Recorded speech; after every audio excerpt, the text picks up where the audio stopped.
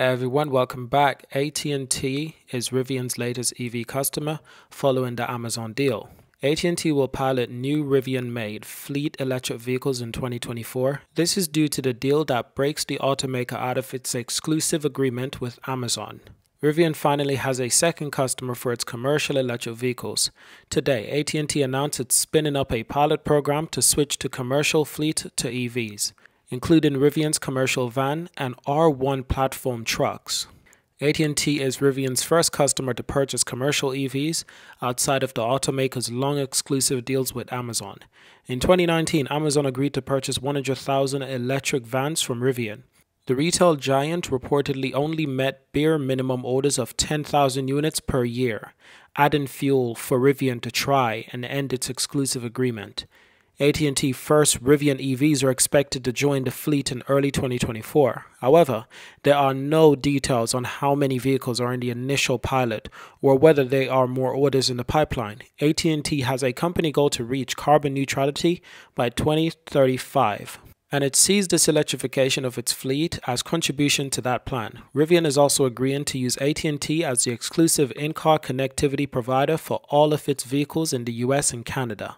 Rivian has struggled to build its commercial vans for Amazon on time and had only started delivering first batch of electric vans to Amazon last year.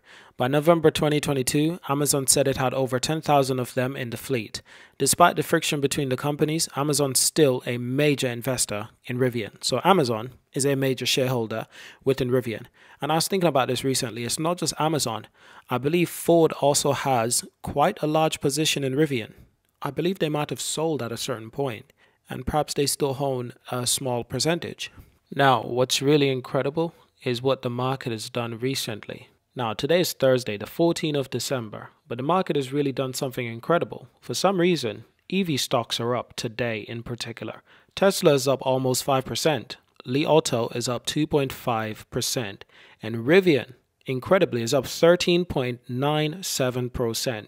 But it's not just that. At first, I thought it was just Rivian. I checked on Rivian. I noticed that it was shooting straight up. So what's going on with EV stocks today? But also Lucid is up 14.4%. And here's the incredible kicker. Polestar is up 8.62%. NIO's up 5.79%. This is rather incredible. We did not expect this from the EV stock market at the moment, to be honest. We just didn't expect it, but in an incredible turnaround, for some reason, the EV market is up today. And I'm guessing there will be some news that will be coming out soon to explain why the EV stock market is going up today in particular. So I'm using Qualtron here, and here's what Qualtron has to say. Rivian shares are trading higher after the company signed an agreement with AT&T for the purchase of Rivian electric vehicles through a pilot program. Here's the thing. This agreement is between Rivian and AT&T. But what's happening to the rest of the stock market? What's happening to the rest of the EV stock market? They have nothing to do with AT&T. Polestar has nothing to do with AT&T. I don't think Tesla has anything to do with AT&T. There's other companies like NIO that are moving up in price. There's other companies like Lucid that are moving up in price. So what's happened today with the EV market? There's something that has happened that has really made these EV stocks turn around and start to drive up in price. Now, in other news, and this is from last month in November, Rivian signs agreement with Georgia to start building EV factory. I might have spoken about this before, but I'm going to touch on it again, specifically because I like that Rivian is looking how to expand quickly. So stories have been corrected through the reference to Rivian's plans to raise $15 billion in debt for an EV factory or EV plant in Georgia. Instead, to say that the company has signed an agreement with the state that will allow it to start building a planned EV factory. Rivian said in a filing on Monday it signed an agreement with the state of Georgia that allows it to start building this electric vehicle factory. The agreement provides Rivian to rent land and machinery to operate the plant, for which the company will pay $300 million in property tax. Rivian's first announced its $5 billion EV factory just outside of Atlanta, Georgia, late 2021. Those lease payments to Georgia could increase the investment Rivian committed to increase beyond $5 billion.